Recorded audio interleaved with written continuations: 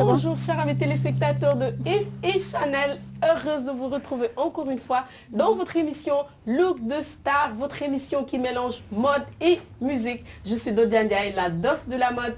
Et chers amis téléspectateurs, aujourd'hui nous avons l'honneur et l'immense plaisir de recevoir sur ce plateau Maketa, la princesse de la guitare basse, une jeune artiste talentueuse, brillante et une vraie battante. De son vrai nom, Makhoudia. Bonjour Maketa. Bonjour Dodia, bonjour à tous les téléspectateurs. C'est un plaisir, un honneur et un privilège aussi pour moi d'être parmi vous aujourd'hui pour cette émission assez originale, Look d'artiste. Ouais, Look de Star.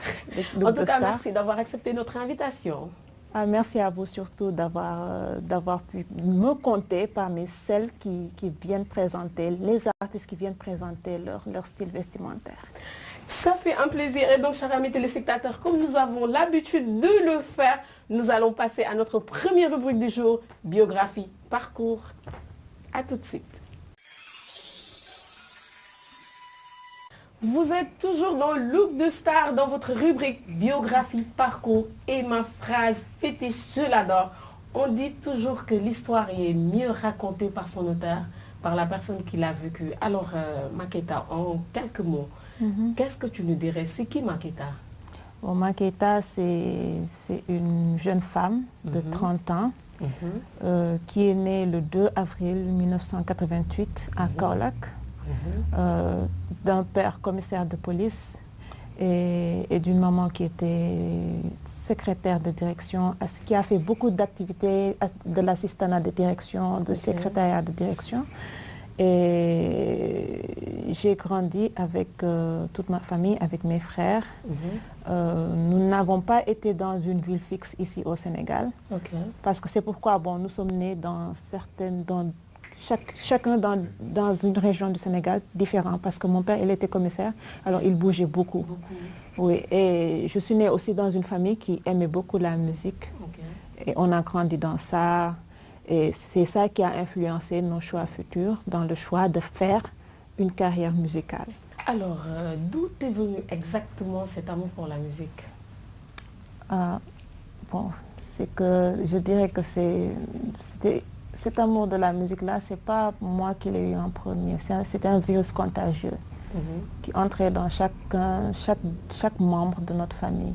Et ça avait commencé par Jacques d'abord, Jacques Keita, celui qui dirigeait le groupe Takeifa. C'est lui qui a décidé en premier d'abandonner ses études pour faire de la musique. Il a fait ça pendant 11 ans et nous l'avions accompagné de loin au début. Mais maintenant, après, on s'est tous intéressés à ce qu'il faisait, moi en particulier. En plus, j'étais très fan de lui et tout. C'est à cause de ça que j'ai voulu faire de sorte que l'humour def rek ma def ko. Tout ce qu'il faisait, je voulais faire ça. Donc tu l'imitais? Oui, en quelque sorte, c'est ça. Et pourquoi précisément la guitare basse? Bon, ça c'était un autre choix. Moi, j'avais pas commencé par la guitare basse. J'avais commencé avec la guitare acoustique. C'est la même guitare que Jacques était en train de jouer. Maintenant, j'ai fait ça pendant 2 ans. C'était dans le processus de formation du groupe Takeifa que j'ai dû faire d'autres choix d'instruments. Et c'est ça qui m'a conduit vers la guitare basse. D'accord. On peut dire qu'aujourd'hui, si Maketa porte ce nom-là, si elle est assez connue, c'est grâce au groupe Takeifa. Donc oui, ce sont tes frères. Mais est-ce que cette intégration-là du groupe, jouer ce rôle de bassiste de ce groupe-là n'a pas été facile? Comment s'est passée cette intégration-là? Ce n'est jamais facile déjà. Déjà, la guitare basse, c'est un instrument très difficile à jouer. Pas seulement pour les femmes, mais c'est pour tout le monde. Parce qu'il faut une condition physique assez solide. Il faut aussi une autre lecture intellectuelle de la musique. Et il y a ces deux éléments clés pour pouvoir jouer à la guitare basse. J'ai commencé à jouer cet instrument très tôt, à l'âge de 17 ans. Et c'était pas évident pour moi, mais comme je le dis toujours, la guitare basse est un instrument qui a la particularité d'attirer la passion. Tu te passionnes vite pour cet instrument-là et c'est de là que naît l'amour pour cet instrument et l'envie de faire de belles choses avec. Et tu as finalement opté pour la guitare basse jusqu'à nos jours. C'est ça, jusqu'à nos jours. Ok, et comment tu as fait pour les rejoindre? Vous êtes formés ensemble, vous avez suivi Jacques dans cet amour-là, vous avez décidé de former ce groupe-là ou tu les as rejoints juste après? Parce que j'ai rejoint, parce que je dirais que la formation de ce groupe, on n'a pas fait ça en vrac. Ok. Chacun a rejoint un à un Jacques dans le processus de création. Et c'est comme ça que j'étais la dernière à avoir rejoint. D'accord. Et sur ce, nous allons rester dans le groupe Takeifa en tant que tel pour le moment. Et là, nous te demanderons peut-être de nous donner un acapella, peut-être d'un son de votre groupe. D'accord, je vais voir.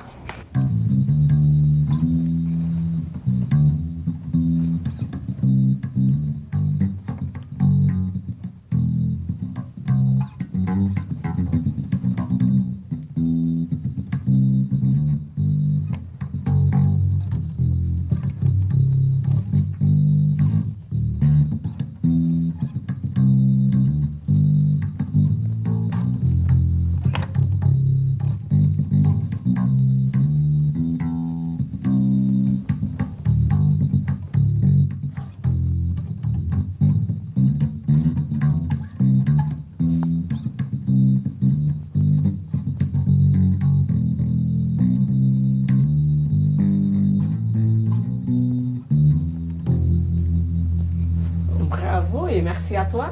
Alors, c'était de quel son? Bon, ça, je dirais que c'est le morceau qui nous avait lancé ici sur le plan national. Le morceau s'appelle Fire. C'est un extrait de notre deuxième album qu'on avait enregistré en 2012. D'accord. En tout cas, c'était un joli morceau. Merci beaucoup. Ça fait toujours plaisir d'entendre ce son-là. Et nous allons passer à une autre étape. Mais avant cela, vu que nous sommes toujours en train de parler du groupe Takeifa, nous avons tous entendu, je pense que tout le Sénégal, tout le monde a entendu récemment que Maketa a quitté le groupe Takeifa. Pourquoi précisément? Pourquoi tu as quitté ce groupe-là?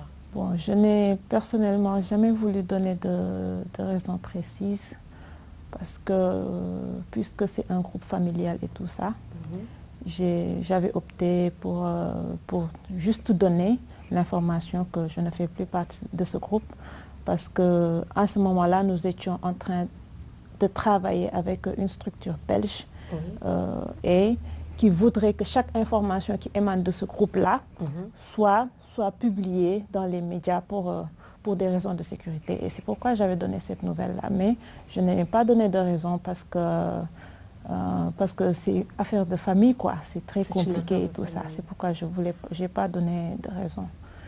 Oui, mais cela peut épingler si jamais vous en parlez. Déjà, tu as décidé d'en parler, c'est-à-dire d'annoncer que Maketa quitte le groupe. Donc, cela serait peut-être mieux de peut-être pas expliquer l'essentiel ou le plan ou le déclic qui fait que tu quittes le groupe, mais peut-être mieux expliquer à nos chers amis téléspectateurs, à tes fans surtout, parce que tu as aussi été un élément phare du groupe. Plein de gens s'attendaient à ce que Maketa soit dedans. On te cherchait dedans, dans le groupe. Donc si un jour tu nous annonces que tu quittes le groupe, oui, ce serait bien de nous dire peut-être pourquoi, peut-être pas exactement le sens. Oui, on comprend que cela reste une histoire de famille, mais voilà, qu'on en sache peut-être un tout petit peu. Bon, ce que je dirais, c'est que ce que ça me permet de faire, d'être hors de ce groupe-là, c'est de donner une autre orientation à ma carrière. Et ça, ce n'est pas seulement sur le plan musical. Parce que tu peux faire de la musique ici au Sénégal, mais pas seulement se limiter à ça. Moi, au moins, le fait de ne plus être dans le groupe Takeifa, ça me permet de faire d'autres activités. Déjà, de mieux me concentrer sur mes activités sur le plan humanitaire que je fais depuis 6 ans, mais aussi de voir aussi s'il y a possibilité de faire dans d'autres arts de la scène, comme dans le cinéma et la mode aussi, pourquoi pas. Et c'est surtout pour ces raisons-là. Ok, donc Maketa a juste quitté le groupe Takeifa, mais n'a pas laissé tomber la musique. Bon, non, j'en fais moins, ça j'avoue. J'en fais moins. Depuis que j'ai quitté, je ne fais pas beaucoup dans la musique et tout. Mais quand même, je n'ai pas laissé tomber à 100% parce que ça fait partie de mon image. La musique, c'est ça qui a lancé. C'est à cause de ça qu'on me connaît. Je ne peux pas laisser ça du jour au lendemain. Il faut pas laisser. Faut pas laisser ça, c'est à titre personnel. Et j'imagine pour tes fans aussi, en tout cas, il y en a qui t'attendront toujours, qui se demanderont toujours où est cette lueur que nous voyons dans ce groupe-là. Donc, s'il faut revenir, fais-le. S'il faut continuer la musique, fais-le. Maketa a été connue pour ça, la princesse de la guitare basse. Donc, il faudra continuer sur cette lancée. Et sur ce, chers amis téléspectateurs, nous allons attaquer ou passer directement à notre prochaine rubrique du jour. Vous êtes toujours dans votre émission Look de Star et notre invité du jour c'est Maketa, comme je vous l'ai dit tout à l'heure, la princesse de la guitare basse. J'adore cette phrase, de toute façon je l'adore aussi. Donc, chers amis téléspectateurs, nous sommes à notre rubrique Style Time, choix du style. Et là, notre rubrique parle plutôt du choix du style musical, mais aussi vestimentaire de l'artiste. Et vu que nous avons déjà débuté avec la musique, donc nous allons plutôt commencer par la musique et nous dire pourquoi. Oui, tu nous as expliqué comment tu as rejoint tes frères, comment cela s'est passé, cet amour pour la musique. Mais pourquoi précisément ce style de musique? Parce que Takefa n'était pas dans le ballard ou dans le... Oui, voilà, vous faisiez en quelque sorte le world music, si on peut l'appeler comme ça. Et pourquoi ce choix de style? Bon, déjà, nous avons voulu vraiment faire quelque chose qui identifiait notre histoire. Parce que nous, on n'a pas grandi dans l'ambiance typiquement mbalax. Je dirais que ceux qui nous encadraient, c'est-à-dire nos parents, ils n'écoutaient pas ça. C'est à cause de ça qu'on n'a pas trop écouté de ça. Et nous avons puisé directement dans ce que nos parents écoutaient. Nos parents, ils écoutaient des UB40, des Tracy Chapman, des Dire Straits et tout ça. Et nous aussi, quand on a grandi, on a eu aussi d'autres intérêts musicaux qui n'ont même rien à voir avec ce que nos parents écoutaient, comme le rock'n'roll. Et ça a pris beaucoup de place dans nos influences musicales. C'est pourquoi nous, notre genre musical, je dirais que c'est plutôt du afro-rock, du independent afro-rock, parce que il y avait les sonorités africaines et tout ça, mais il y avait beaucoup d'influence rock'n'roll dans ce qu'on faisait. Et c'est un peu un mix de ça quand on écoute bien. Ok. Et vous vous êtes tous retrouvés dans cette même décision, c'est-à-dire cette même amour de style-là, ce choix-là? Il n'y a pas eu de... Non, on n'a pas eu de problème. Non, on n'a pas eu de... Non, on n'a pas eu de... Parce qu'on sentait tous ça. Parce qu'on écoutait ça ensemble. Alors, on a senti ça ensemble. Oui. Comme le morceau que j'ai joué tout à l'heure, ça s'appelle Fire. Je me souviens, on écoutait... Il y avait une période, c'était en 2006. Il y a un gars qui louait des DVD à Diourbel.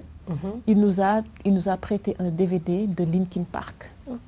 Et on mettait ça en boucle toute la journée.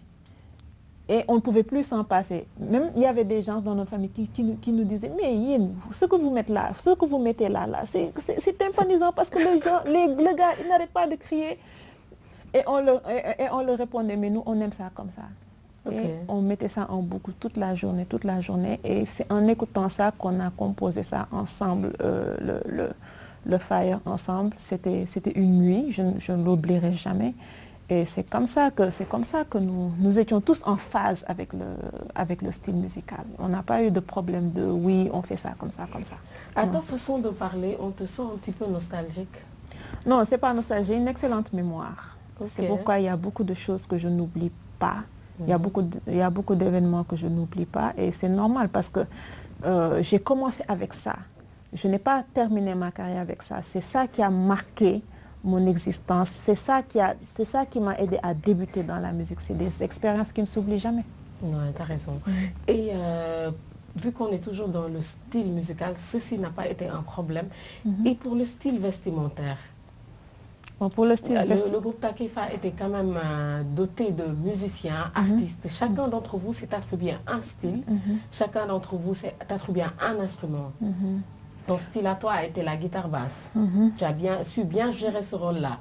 Et pour le style côté look, Maketa n'a pas préféré mettre une extension ou mettre des nattes.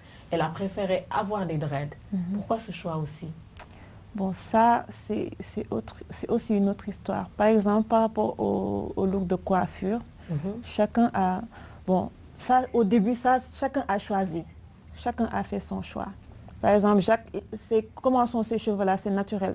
Il n'a jamais opté pour faire des rastas et tout ça. Ça, c'est des... je ne sais pas comment je vais te l'expliquer. Il y a des garçons qui ont des cheveux naturellement rastas. Oui. Lui, c'est le don qu'il a avec ses cheveux. Okay. Et ça a forgé son look côté cheveux, quoi. Cher aussi. Il a fait de l'afro depuis toujours et ça lui allait très bien et il l'a conservé. Moi, c'est une autre histoire parce que j'avais tellement plus le temps de faire des parce que ça demande du temps aussi, de s'asseoir, de faire des extensions et tout ça. Ça demande beaucoup de temps. Mais moi, j'étais entre aller à l'université, aller faire des répétitions et aller à l'université, faire des répétitions, surveiller les devoirs de mes petites sœurs, m'occuper parfois de certaines tâches de la maison. Mais quand je faisais ce genre de coiffure-là, les genres de coiffure-là, d'avant-là, ça pouvait me prendre 1 mois parce que je n'avais pas le temps pour ça.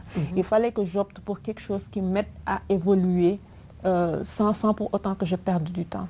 Et c'est à cause de ça que j'avais fait l'option pour les dreadlocks. Ok. Et à tes débuts, Maketa était plutôt du genre style sobre, soft, on jean, t-shirt, basket, sans maquillage. Oui, les dreads ont toujours été là. Mais à tes débuts, il n'y avait pas de maquillage. Donc ceci a été quand même remarquable. Je pense que tout le monde en a parlé. Je pense que la première fois que tu as eu à poster tes photos sur Facebook ou Instagram maquillées, ça a été... pas un choc, mais remarquable plutôt. Parce que c'est un truc que tu ne faisais pas. Et pourquoi ces changements? Bon, au début, j'avais quoi? Quand on a commencé, j'avais quoi? 17 ans, 18 ans. Tu sais, à cette période-là, où on avait cet âge-là, les filles n'étaient pas trop maquillage. On était plutôt pour le look très, très, très naturel. Soft. Oui, et c'est ça que moi, je mettais en avant. En plus, il faut que je précise que pendant plusieurs années, nous, on était dans une recherche de style. Parce que le style qu'on faisait, le style qu'on avait tous, chacun se recherchait.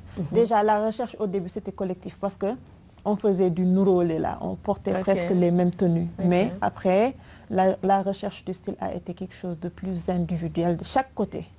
Et c'est à cause de ça, moi, je recherchais mon style. J'ai recherché mon style de 2009 à 2013.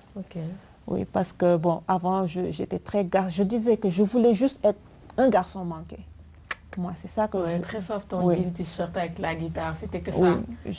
Je m'habillais comme un garçon. Je portais que des pantalons et des t-shirts et des baskets. Et je ne me coiffais pas, je ne faisais que ça au début.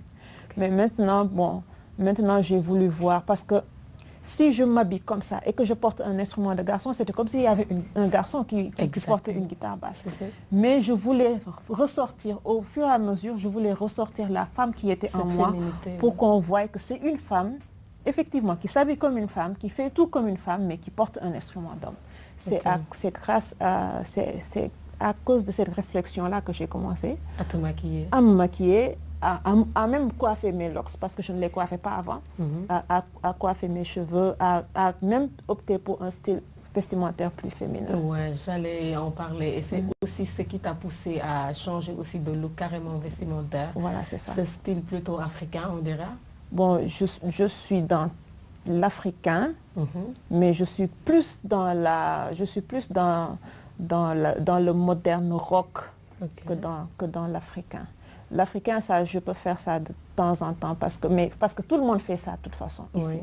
Alors, moi, j'ai voulu vraiment faire dans quelque chose de plus moderne que n'importe quelle jeune fille porterait. C'est surtout ça. C'est ce qui a été alors le déclic de ton changement de look et de tes frères aussi. Donc, sur ce, tu vas aussi nous donner un autre a cappella?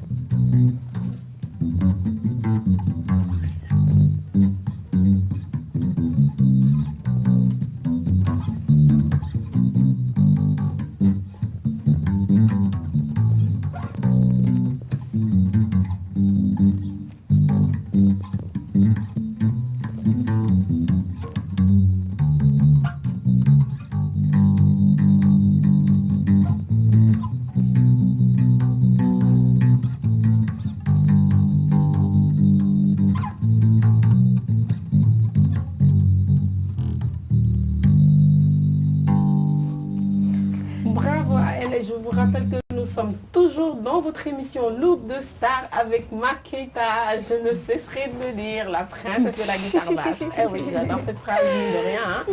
Alors dis-nous, tu t'es jamais amusée à chanter? Non. Bon, je dirais que j'ai commencé par faire des chœurs avec chaque. Ça, c'est pendant que j'apprenais la guitare acoustique. Ça, j'ai fait ça pendant 2 ans. Mais quand j'ai pris la guitare basse, ça m'a tellement pris de l'énergie sur le plan intellectuel que après, je dirais que j'ai carrément délaissé la chanson. Et tu t'es mise à la guitare basse pour de bon. La basse est un instrument très jaloux. Okay. Quand tu prends ça, tu es tellement concentré dans des choses parce que la basse, elle occupe une place très importante dans l'orchestration musicale. C'est pas seulement dans l'apparence et tout ça, mais c'est plus que ça. Oui.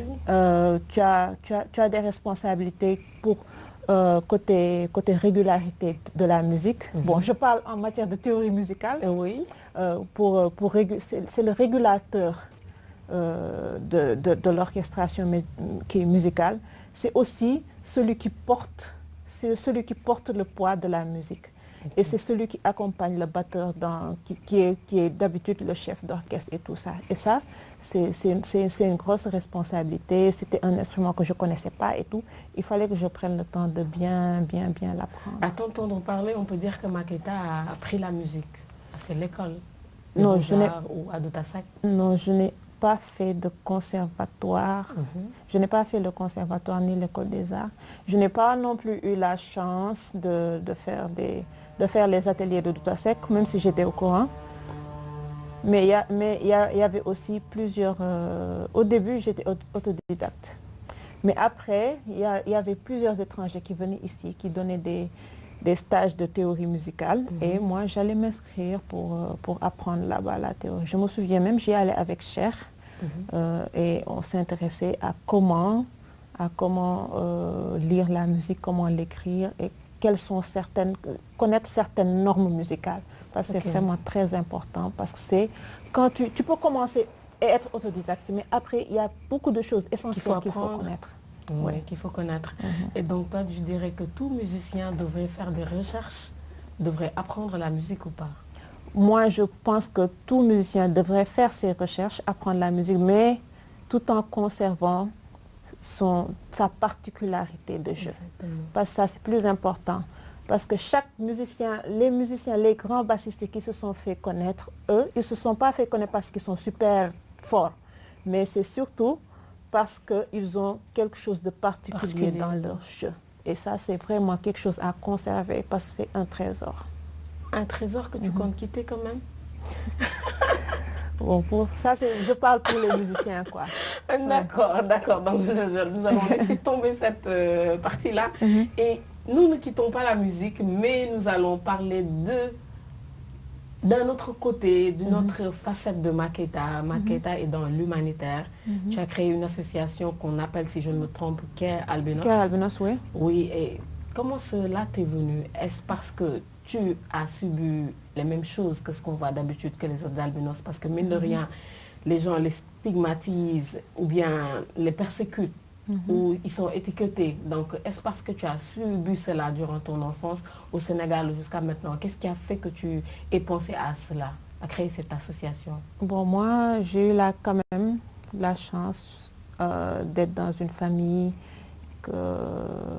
qui est assez avertie sur l'albinisme, surtout du côté de mon père et de ma mère. Parce que du côté de ma mère, il y avait d'autres neveux, d'autres cousins qui portaient cette même affection-là. Et du côté de mon père, qui était assez instruit et tout ça. Moi, j'ai eu la chance d'être née dans une famille assez normale, je dirais. Mais il y a d'autres albinos qui n'ont pas la chance que j'ai eue par rapport à ça. Et moi, ce que je voulais faire, c'est partager la chance que j'ai eue avec d'autres albinos qui ne l'ont pas. Parce qu'il y a beaucoup de familles sénégalaises dans lesquelles des albinos évoluent, mais mal. Oui. Et c'est à cause de ça que moi, j'ai voulu partager mon expérience positivement avec eux pour qu'il y ait... C'était pas juste une histoire de les aider et tout ça, mais c'est surtout pour les galvaniser, pour leur donner confiance en eux-mêmes, parce que c'est le plus important. Et dans ta vie, dans ta jeunesse, à l'école, dans ton quartier, ou bien ces déplacements que vous faisiez de ville en ville, tu t'es jamais senti écarté ou rejeté ou annexé? Non. Je n'ai pas eu ce problème-là, même à l'école. Je n'ai pas eu. Au contraire, même, ils voulaient... à chaque fois, j'avais des camarades de classe qui étaient... J'ai eu vraiment beaucoup de chance, parce que j'étais pas rejetée à l'école. J'avais des amis comme tout le monde. J'étais dans des groupes d'amis comme tout le monde. Okay. Quand j'avais besoin de devoirs prêts, au tableau de devoirs prêts, ce sont mes camarades, ce sont mes amis qui allaient vers le professeur pour leur dire mais il faut prendre le tableau de maquette pour le mettre devant, pour qu'elle puisse voir. Si. J'ai eu cette chance-là jusqu'en terminale et je n'ai pas eu ce... Jusqu'à présent? Oui, quelquefois, bon...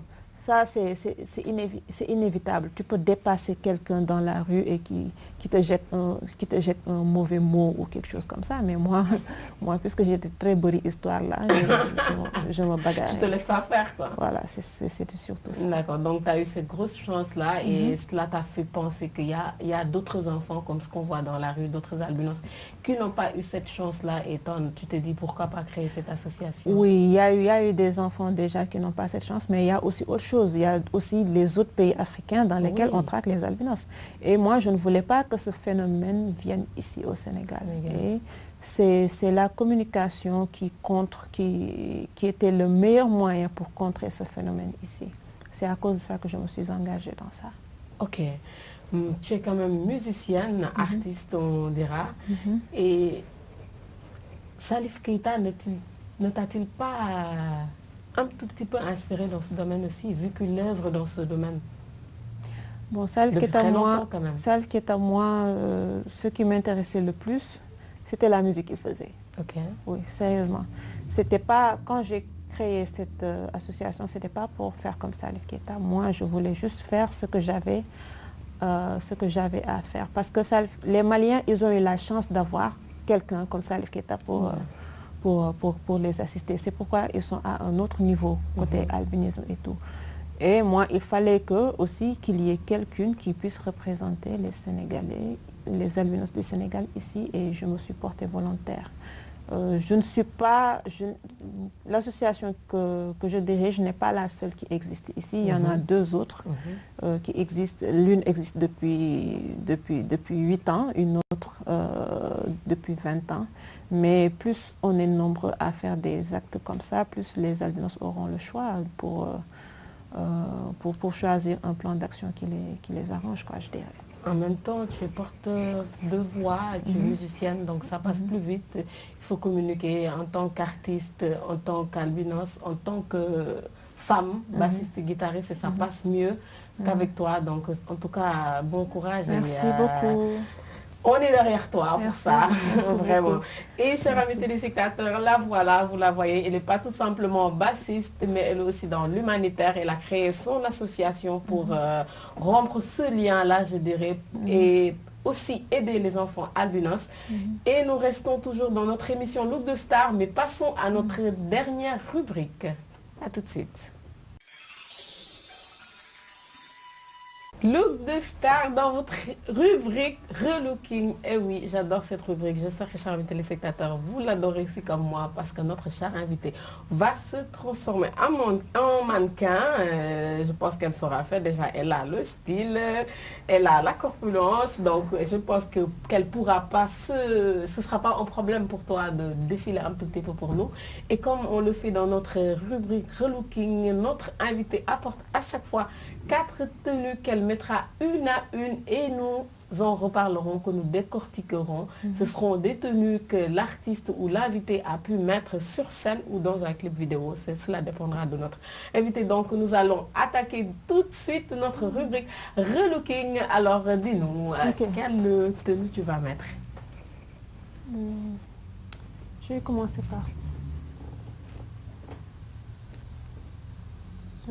par celle-là. La jaune? Non, non, la rouge, là, Rouge. avec les paillettes, là. D'accord. Donc nous lui laissons juste le temps de se changer et à tout de suite.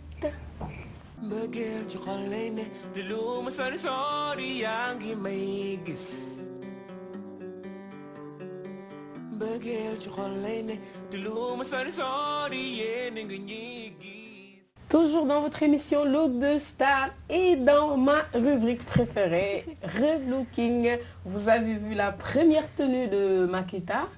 Alors, cette tenue, tu l'as portée en quelle occasion? Ça, je l'avais porté, cette tenue, je l'avais portée en 2017. Bon, je l'ai portée 2 fois, je dirais. La première fois, c'était en 2017, c'était en Suisse. C'était lors d'un festival qui s'appelle Afro Kingston. Et c'était pour lancer notre 3e album qui s'appelle Gasgis. Et puisque c'est Gasgis, c'est genre celui qui est à la recherche, celui qui cherche trouve. Et moi, j'ai choisi de prendre un pantalon de quelqu'un qui cherche, quelqu'un qui creuse un trou. C'est pourquoi c'est aussi usé, déchiré et tout ça. C'est le pantalon de celui qui est à la recherche permanente de quelque chose, quoi. Donc, on peut dire que tu as créé toi-même ce pantalon? Oui, je dirais oui, parce que ce pantalon, c'était un cadeau de mon père. Mais il y avait des déchirures, mais c'était très fermé. Mais maintenant, après, c'est moi, j'ai ouvert les déchirures et tout ça. Et j'ai conservé le pantalon pour des occasions comme ça. Et pour le haut? Pour le haut, le pantalon et le haut, ils sont comme ça. C'est comme ça que j'ai pensé. Puisque ce pantalon, il avait un style assez particulier, j'ai voulu mettre ça avec quelque chose qui sort sur scène, un haut avec des paillettes. Et aussi du rouge, parce que quand tu es sur scène, c'est seulement toi qu'on voit, quoi, quand tu mets ça. Exactement. Et c'est pourquoi j'ai choisi l'assemblage, j'ai fait cet assemblage-là. C'est comme ça que je l'avais porté. D'accord. En tout cas, ça te va bien. Merci. Et d'où tu aurais un styliste particulier d'habitude pour tes scènes ou quand vous tournez des clips vidéo, vous avez un styliste particulier ou vous choisissez vous-même vos tenues? Bon, moi, je travaille personnellement avec une styliste depuis 2 ans. Elle s'appelle Gianni Soul, de Gianni Design. C'est elle qui me confectionne ces temps-ci, ces 2 dernières années, c'est elle qui me confectionne mes tenues. Mais il y a des choix de style, c'est des choix personnels que je fais. D'accord, ça ne peut pas manquer ça. Et dis-nous, nous avons remarqué aussi que ces dernières années, beaucoup d'artistes, chanteurs ou acteurs, tout ce que tu veux, en tout cas beaucoup de stars ou vedettes, virent vers la mode. Ces temps-ci, ils ont tendance à créer des lignes vestimentaires, à créer des marques. Est-ce que Makita penserait à cela? Ah, ça c'est évident, ça c'est sûr. Parce que ça c'est une autre orientation que je veux donner à ma carrière, faire de la mode et tout ça et créer une marque. J'ai même déjà pensé au nom et tout, mais je ne vais pas le dire. Tu ne vas pas le dire, tu gardes ça secret. Oui. D'accord, donc Makita pense à se lancer aussi dans la mode. Oui, bien sûr. Et sur ça aussi, nous avons remarqué que ces temps-ci, tu fais beaucoup trop de shooting. Est-ce que parce que tu défiles de temps en temps ou c'est juste des pauses que tu fais? Bon, j'ai déjà commencé une formation pour le mannequinat. Ça, j'ai commencé ça.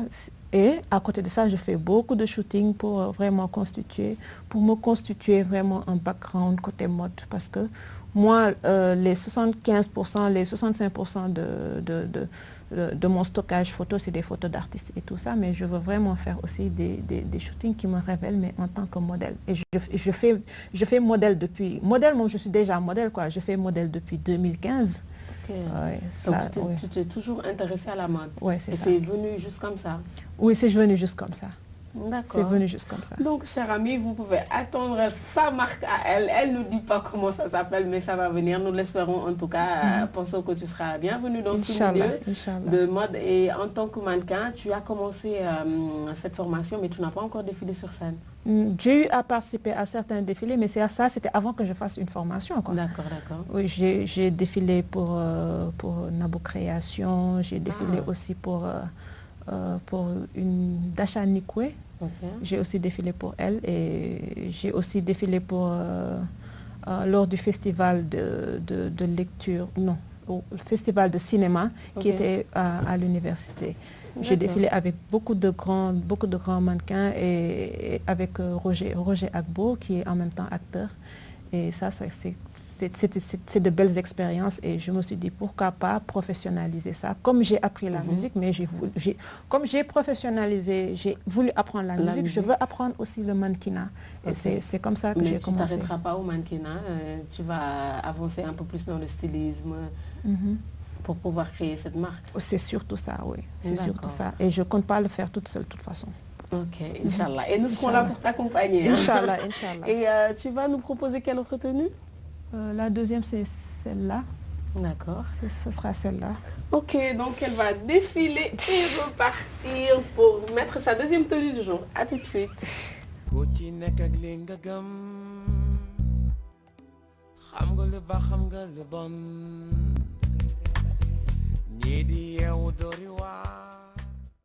Deuxième tenue de Maketa, toujours dans votre rubrique Relooking et votre émission Look de Star. Et oui, elle a défilé, vous l'avez vu, elle est en très très belle robe blanche et un manteau en wax. Très très joli en tout cas. Et cette tenue-là, tu l'as mise en quelle occasion? Bon, ça c'est plutôt, c'est pas mon look, c'est pas un look de scène typiquement, parce que j'ai voulu séparer, j'ai voulu faire à la Rihanna quoi. Okay. Parce que Rihanna, le look qu'elle met sur scène, c'est différent du look qu'elle porte quand elle va quand elle va même défendre sa cause. Par exemple, tu sais, elle est aussi humanitaire. Elle fait dans l'humanitaire. Ce qu'elle prône, c'est pour l'éducation et tout ça.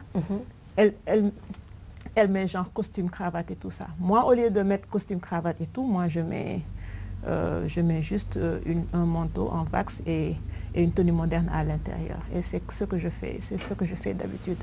Disons, ça c'est plutôt, ça c'est plutôt une tenue pour aller dans les conférences, pour aller plaider et tout ça. Moi, c'est ce genre de tenue-là que je mets quand j'y vais. Et aussi pour certains shootings spéciaux, comme mon shooting de 31 décembre pour la fin d'année, j'avais mis ça aussi. C'était pour ces deux occasions en particulier. Et c'est de quel styliste? C'est de Gianni Sow, Gianni Design, celle avec qui je travaille depuis 2 ans. Apparemment, c'est elle qui te fait plus tes tenues. Oui. Voilà, donc tu es plus avec elle. Je suis plus avec elle qu'avec d'autres parce que déjà, moi j'aime bien ce que les grands stylistes qui sont ici font, mais j'aime bien aussi et c'est aussi ce que font la jeune génération de stylistes parce qu'ils ont une autre vision, une vision plus moderne et une vision plus simple. Et la mode, c'est ça, c'est créé aussi, mais c'est créé dans un contexte plus simple où tu pourras mettre des tenues passe-partout, quoi, en quelque sorte. Moderne et voilà, en même temps. Ok. Et alors, là, c'est encore une autre facette de Maketa. Je sors juste qu'elle ne nous bloquera pas encore cette fois-ci. Il faudra en parler. Alors, ton cœur là, il est à prendre ou pas? Mon cœur là, c'est une forteresse. Il ne faut pas essayer d'entrer dedans pour voir s'il est... En tout cas, il faut nous dire, parce qu'apparemment, il y a une liste, vraiment, mais une liste qui attend, donc, juste pour savoir si c'est un cœur à prendre ou non. Bon, je ne suis pas mariée, c'est ce que je peux dire. Ok. Oui, je suis pas mariée, je fais partie des 4,5 millions de célibataires. Oui, c'est ce qu'on dit, hein. Apparemment. Je fais partie de cette liste-là, mais bon, tu sais, je n'ai pas eu beaucoup le temps de m'aventurer dans des histoires Même, tu vois, même en parler, c'est compliqué pour moi. Alors, c'est un peu ça, quoi. Oui, tu n'es pas mariée, mais Maketa, entre guillemets, est en couple. Non, je ne suis pas en couple. Sérieusement? Non, je ne suis pas... Donc, en temps, je te jure, tu n'as pas le temps. Avec tout ce que tu fais, moi, c'est surtout mon principal problème. Mon problème, c'est le temps. C'est le temps de me consacrer à ça. À te caser un jour, mais bien à te sûr, marier. Mais bien sûr. Donc c'est maintenant qu'il faut trouver le temps. Tu penses ça? Bon, je vais voir ce que je peux faire. Tu penses à avoir des ombres, comme on dit, un enfant c'est l'ombre de ses parents.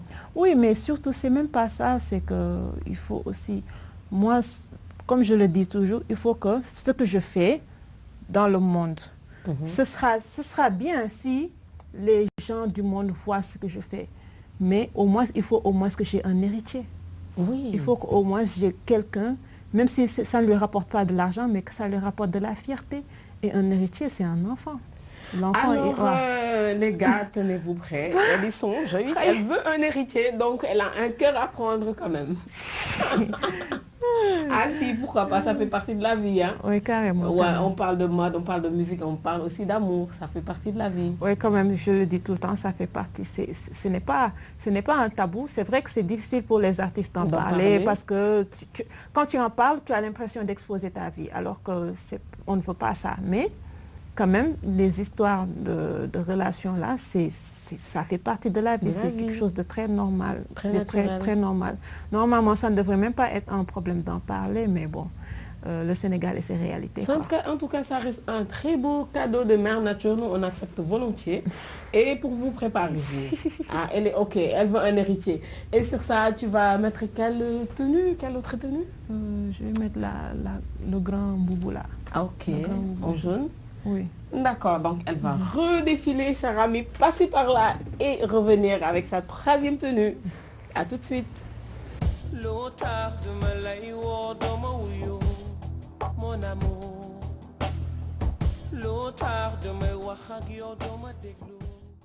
Troisième tenue de Maketa dans Relooking et toujours dans le look de star. Ah là, c'est vraiment une star. Elle est toute belle, toute ravissante, toute en or, toute en jaune.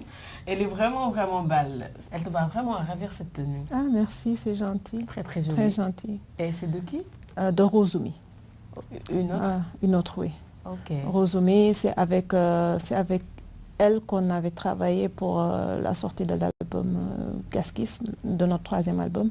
C'est elle qui a confectionné, je ne sais pas si c'est elle ou lui, parce que bon, c'était un ami à Jacques, qui a confectionné toutes les tenues qui avaient à voir avec la sortie de ce clip, de cet album. C'est comme j'ai dit, hein, nous on se cherchait côté tenue vestimentaire. Quand on portait des tenues qui se ressemblaient, ça nous allait pas trop. Mais ça, c'est la version la plus réussie des tenues, de nos tenues identiques, de nos tenues collectives, quoi. Collectives, ok. Parce que vous les avez tous mis. Oui, parce que c'est ça. Dans cette vidéo-là, avec des couleurs différentes. Ah, ouais, avec des couleurs différentes et des designs très différents. Ok. En tout cas, ça te va vraiment à ravir. C'est une très belle tenue qu'il faut arborer à nouveau parce que ça te va super bien. Merci. Donc, chers amis téléspectateurs, elle va juste se rechanger pour mettre la dernière tenue. Et toujours dans Relooking. À tout de suite.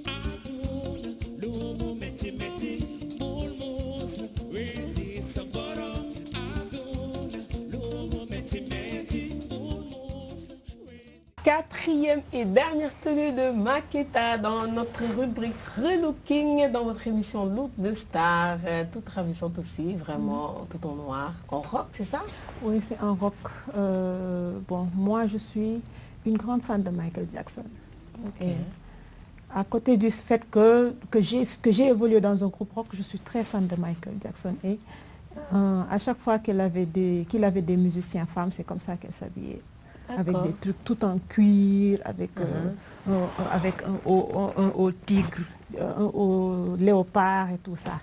C'est comme ça qu'elle s'habillait et ça c'est en hommage. Cette tenue-là c'est en hommage à lui, à Michael Jackson. Donc c'est ce qui a fait que c'est ce qui t'a inspiré par rapport à cette tenue. Voilà. Et tu l'as arborée où, sur scène, en vidéo ou shooting? Bon, ça je l'ai porté en shooting une fois, mais je l'ai aussi porté sur une scène que je partageais avec Carlo D. C'était lors du 31 décembre passé.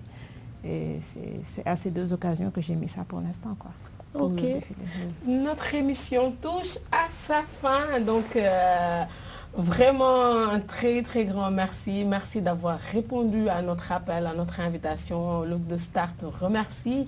Moi-même, je te remercie. Effet Chanel te remercie d'avoir accepté cette invitation. Alors, tes derniers mots? Je te remercie, Dodia. Et je remercie tout le beau personnel qu'il y a ici, toute la belle équipe qui t'entoure parce qu'ils sont formidables. Moi, bon, je suis pas capricieuse, c'est pourquoi mais ils sont là, ils sont au service des gens avec qui ils travaillent et ça c'est vraiment rare de voir ça. Alors vraiment je vous encourage, je vous souhaite bon vent Et voilà, c'était un plaisir pour moi. Oui, ce fut un plaisir aussi, chers amis téléspectateurs. Comme je vous l'ai dit, Look de Star ne compte pas changer. À chaque fois, nous vous amènerons un nouvel invité. Alors, restez surtout branchés sur FA Channel avec la Dove de la mode. À très bientôt. Bye.